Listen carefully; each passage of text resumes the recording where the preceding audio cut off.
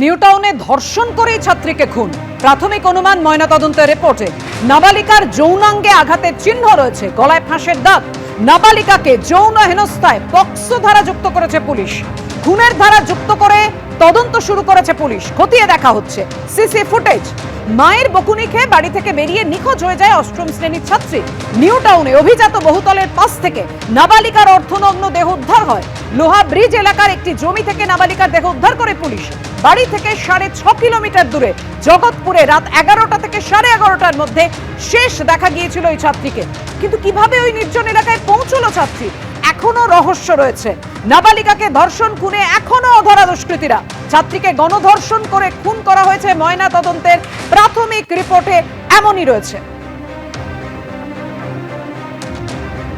নিউটাউন লোহা ব্রিজ এবং এনবিসিসি মার্কেটের সংযুক্ত যে রাস্তা রয়েছে, অর্থাৎ যে রাস্তাতে আমরা এই মুহূর্তে দাঁড়িয়ে রয়েছি, ঠিক এই রাস্তার পাশে যে আগাছাভর্তি জমি বা ল্যান্ড দেখা যাচ্ছে, এখান থেকেই শুক্রবার দিনকে সকাল 9:50 নাগাদ অর্ধনগ্ন দেহ উদ্ধার হয় এক নাবালিকার। বছর 14 এই নাবালিকা গতকালকে তার বাড়ি থেকে বেরিয়ে যায় এবং সে তার মায়ের উপর অভিমান করে বেরিয়েছিল এবং একটি চিঠি সে লিখেছিল। সেই চিঠি লেখার পর থেকে তার কোনো হদিশ পাওয়া যাচ্ছিল না। অবশেষে রাত্রেবেলাতেই নিউটাউন থানাতে একটি মিসিং ডায়েরি দায়ের করা হয়। সেই পরিপ্রেক্ষিতে তদন্তে নামে নিউটাউন থানার পুলিশ। অন্যদিকে আজকে সকালবেলা যখন এখান থেকে দেহ উদ্ধারের খবর পাওয়া যায়, এরপরই তার পরিবারের কাছে খবর যায় এবং পরিবার এসে তার দেহ, অর্থাৎ এই নাবালিকার দেহ শনাক্ত করে। বাড়ি থেকে যখন এই নাবালিকা বেরিয়েছিল, তার কাছ থেকে না ছিল কোনো টাকা পয়সা, না ছিল মোবাইল ফোন। তাহলে প্রায় 4 কিলোমিটার দূরে এই যে ফাঁকা জমি বা পরিত্যক্ত জমি, এখানে তার দেহ কি করে এসে পৌঁছলো, এটা নিয়ে কিন্তু রহস্য দানা বেঁধেছে। খুন করা হয়েছে তাকে, এটুকু পুলিশ সূত্রে জানা যাচ্ছে। তবে শারীরিক কোনো নির্যাতন তার উপরে হয়েছে কিনা সেটা ময়নাতদন্তের পরই আরো স্পষ্ট হবে। মায়ের বকুনি খেয়ে বাড়ি থেকে বেরিয়ে গিয়েছিল এই নাবালিকা। তারপর লোহা ব্রিজ এলাকার একটি জমি থেকে তার দেহ উদ্ধার হয়। কি বলছে নাবালিকার মা, শুনুন। একটু রাগ হয়েছিল, রাগ হয়ে ও বাড়ি থেকে বেরিয়ে গিয়েছে। আমি মনে করি আশপাশে কোথাও আছে, ও আশপাশে কোথাও ছিল না। আমরা সারা রাত ধরে ধরে ওরা খুঁজেছি। খোঁজার পরে আমরা সকালবেলা পর্যন্ত খুঁজেছি ওকে। রাত্রিবেলায় ডায়েরি করেছি, তারপরে পুলিশ খোঁজাখোঁজ করেছে। খোঁজাখোঁজ করার পরে পুলিশ আমাদেরকে এটা দেখিয়েছে। এবার দেখে আমরা চিনতে পেরে বুঝতে পারলাম, আমরা তো সারা রাত খোঁজাখোঁজ করেছি, কোথাও পাইনি।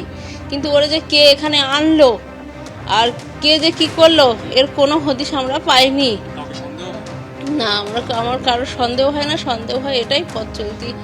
আমার মেয়ে বাইরে বেরিয়েছে, যে করেছে সে বজ্জাত লোকেই করেছে। না, কিছুই ছিল না, কিছুই ছিল না, না না, এই ধরনের কিছুই ছিল না ওর গায়ে। না, আগে থেকেই কিছু ছিল না। ও এমনি ওই সমস্ত পড়তেও পছন্দ করতো না বলে ও কিছু পড়তেও না, ও কিছুই পড়তো না।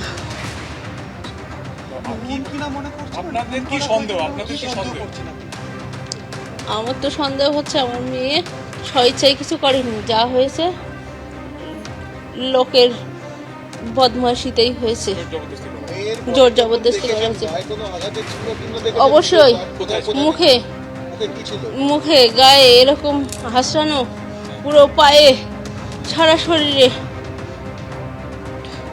নাকটাকগুলো মুখটাকগুলো সব একা। মায়ের এই প্রশ্নের উত্তর এখনো অধরা, এখনো কাউকেই গ্রেফতার করতে পারেনি পুলিশ।